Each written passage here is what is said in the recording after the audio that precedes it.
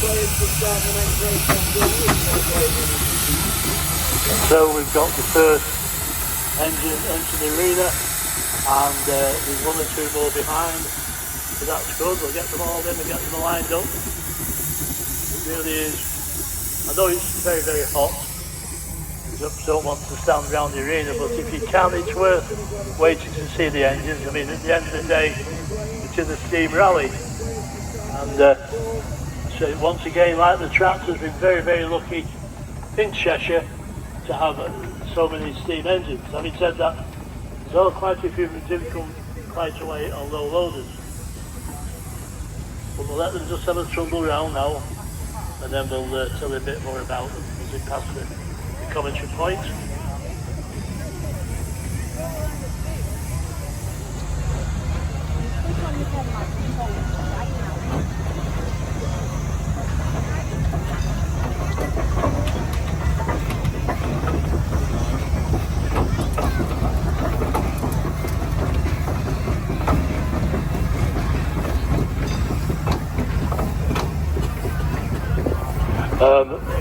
The two engines at the top, two Showman's engines, you'll notice that right on the front they have a large generator, and they use this generator, they put a belt on, and it provides electricity to drive the ride, the fairground ride. Now, the majority of these generators were built in Manchester by a company called Mather & Platt.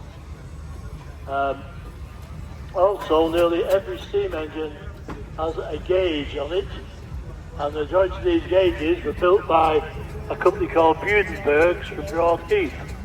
Most of you may have known Budenbergs in the heyday, so we'll let them just have a little trundle round now. The big Showman's just passing at the top in the livery of Frank Lithgow, and that what they would do with that is it would tow 2 or 3 trailers from town to town with the fairground in, and then when they built the fairground up, to say it would then provide the electricity to drive the fairground ride. Magnificent engines these, as indeed nearly every engine that comes to the rally. It's lovely to see, it really is.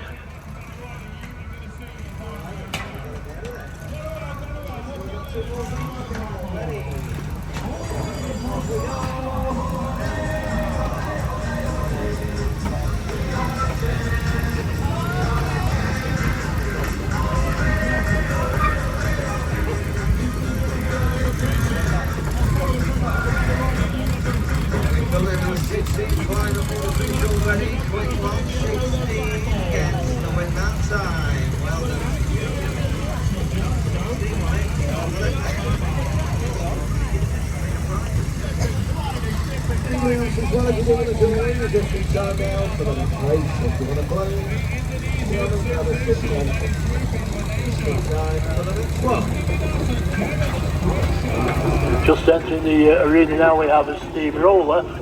Now, in the old days, almost every town, city throughout Britain had their own steam roller belonging to the council. And I remember, as a little lad, sat on the footpath in Altrincham where I lived, watching the steamer go back and to, rolling the tarmac, and the wonderful smell of freshly rolled tarmac. And then, of course, you get a shower of rain and the steam would come up. Wonderful, wonderful days. Now look at that one.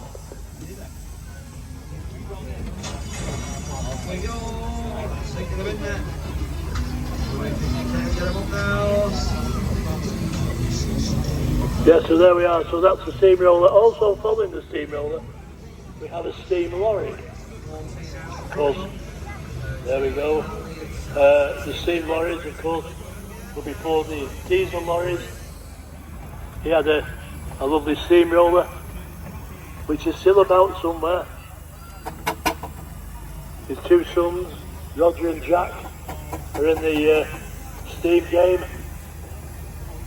So we'll just wait while 1 or 2 more come in.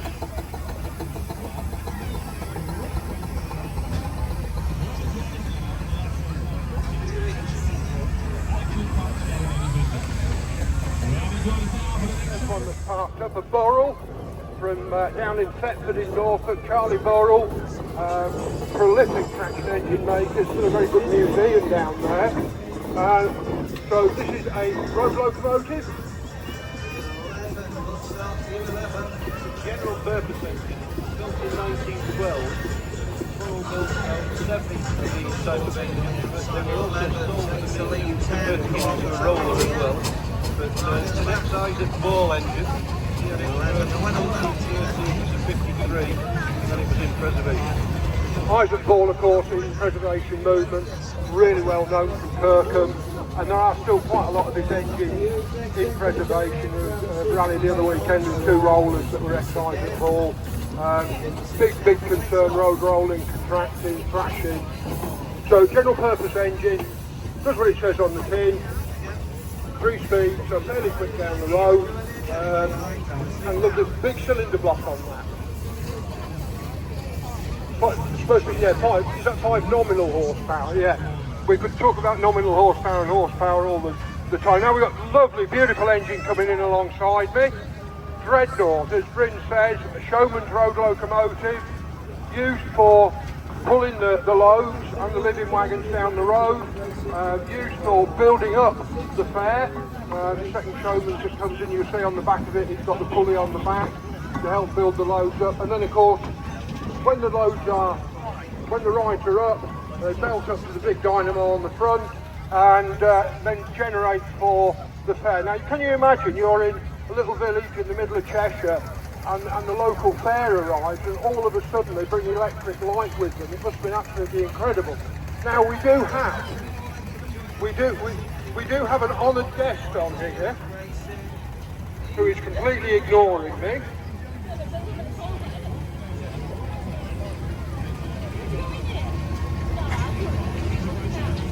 So I'm just going to try and grab a word with our dignitary.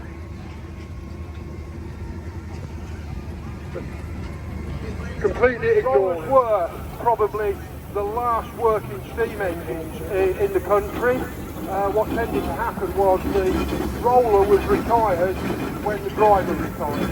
Never going to manage the existence for the local driver. He'd have a living wagon, he'd go from job to job, he'd move it on a Friday, he'd go home, come back on a Sunday.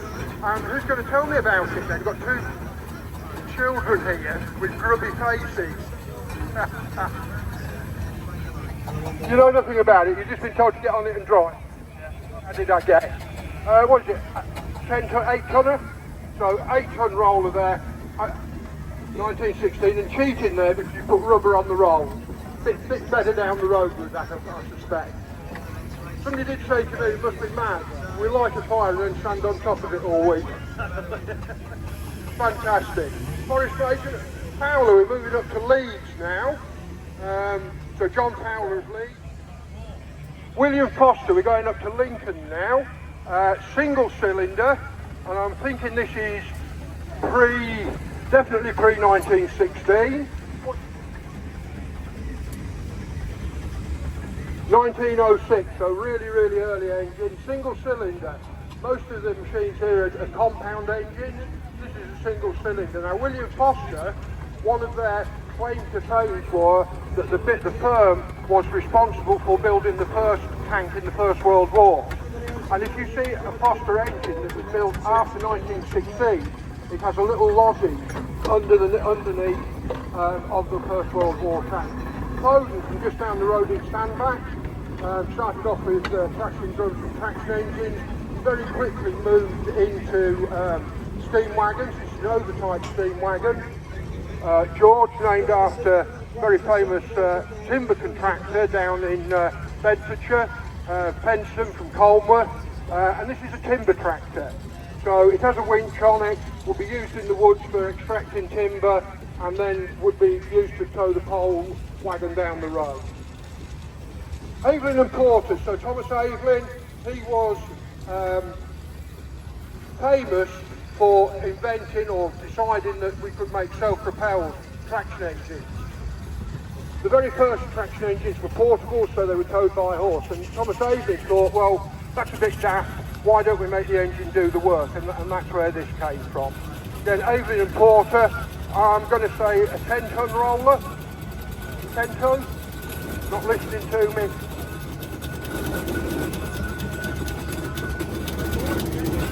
A 10 ton, so they're busy stoking the fire up, doing all technical things with it.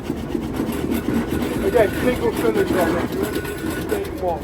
Lovely little Foster tractor, not Foster, Russian Proctor, or it's from Lincoln. Looks remarkably original, tell us a bit about it. That's a brand new. 2009 it was registered, based on a 1904 design by Russell Proctor. It didn't make any of it because it gained electrification with three months, whereas the big man could drive five. So everybody else built five tractors then. So there were only about 100 ever built. There's only one original roller, so this tractor replica was one of four of these without the motor. Wonderful. So you've managed to get the Petilla. It's not delivered like this, it's just basically I got COVID, so it's had not a lot of attention over the last few years. Perfect, thank you.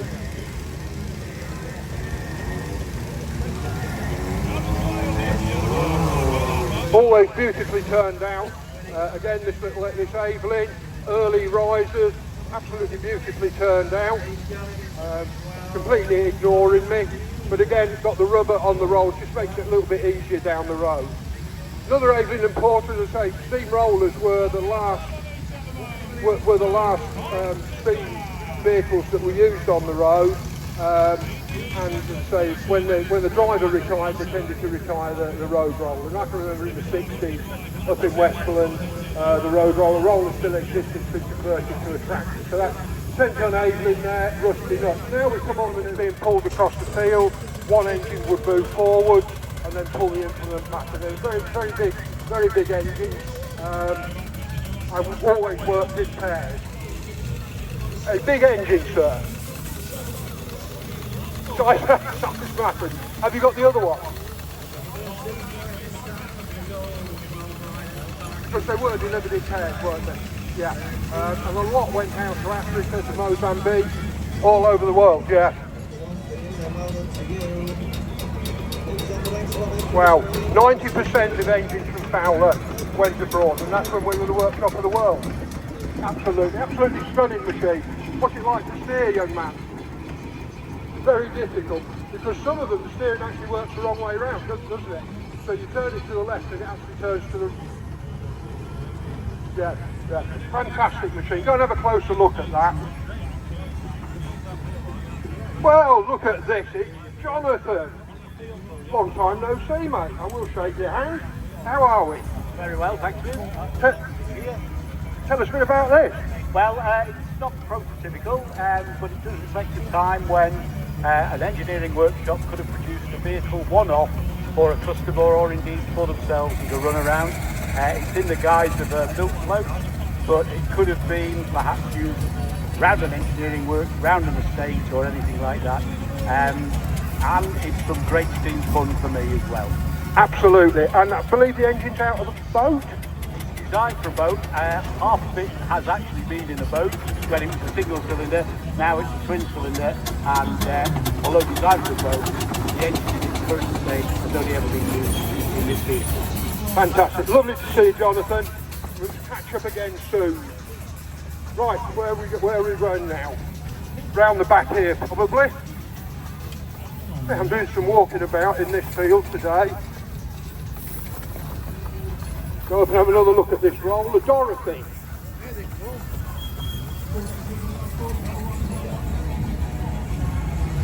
Being very safety conscious is Dorothy. We've got the spark arrestor on the top of the chimney. Another Aveling, as I say, generally Aveling. Chris, we have the miniatures now. Coming in alongside that, absolutely tremendous. Another Fowler, this time it is a road locomotive, so this will be the heavy haul. Chris, we have the miniatures. Leading the miniatures in is Owen Dearden on his strange halter in the Royal Cheshire, and Owen has been coming to these rallies for many years from Eswall. We have a fantastic, oh, we got another full-size engine now, Pandora. Mr. Thwaites on Pandora. We do have a lot of miniature engines on site, and their section leader gives them all numbers, which helps me immensely. Well, that's not a miniature. Anybody else as well, if you do want to join in, come and grab a seat. We're just getting ready to start. The next one, if you do want to play with you.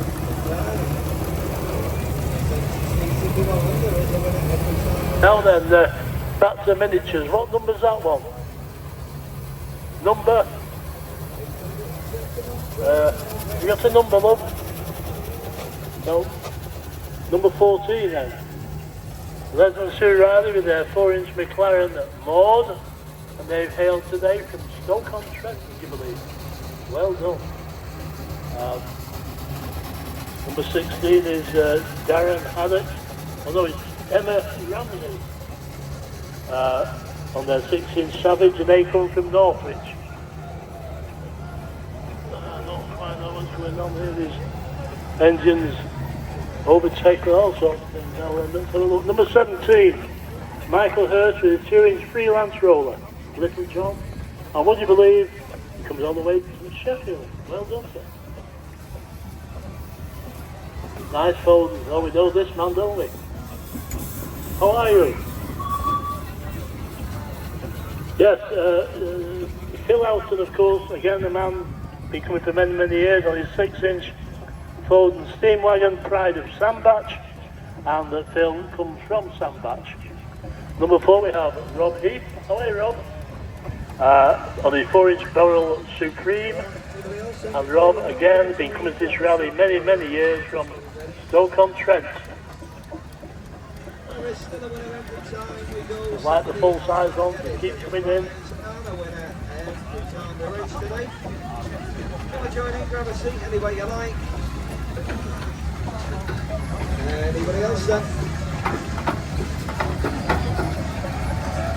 Now we have Robert and Matthew Hand with their 4-inch Garrett roller with the name Hines, and would you believe they come today from Derbyshire? Well done. Look at that. Isn't that nice? Richard Doyle on his 4-inch Foster Kitty, and Richard comes from Manchester. Great, it's lovely to see you. Is that Kitty with you, I wonder? Number 1, Mark Adams. On his 4-inch Burrell, Alexander and Mark comes from North. Now just went in after the trailer. Dan Tiblet on his 4-inch Burrell Gracie, and Dan today from Middlewich. Still they're coming.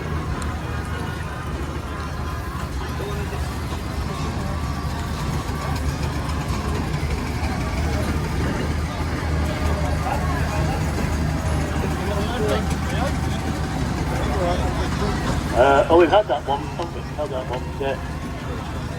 Emma Rams, 6-inch Savage from Northwich. Number 2, Carlton Watts on his 4-inch Fowler Lucy, and you can believe he comes from Buxton. A nice engine that is. Brilliant. Well done to Carlton Watson. Sam Avison on his 4.5 Burrell. David, and again, Sam comes along from Stoke-on-Trent. Nice to see the trailer with the young lady on, and the dog. Is it a dog? Is it a dog? Now then, what number are you? Ian Ian Tepper, might have known, on your 4-inch.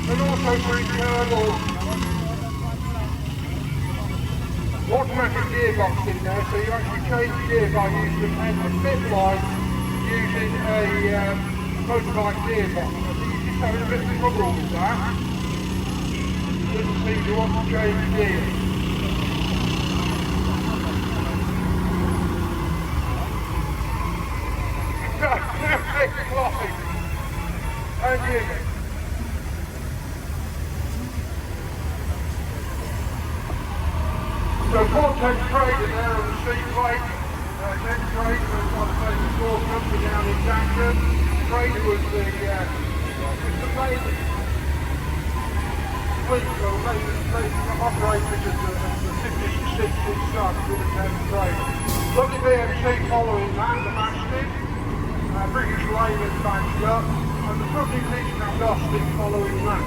So-called cooking piece, you notice the doors are at the back. Good visibility out of it. All of this stuff we talk about direct visibility now, doesn't mean anything.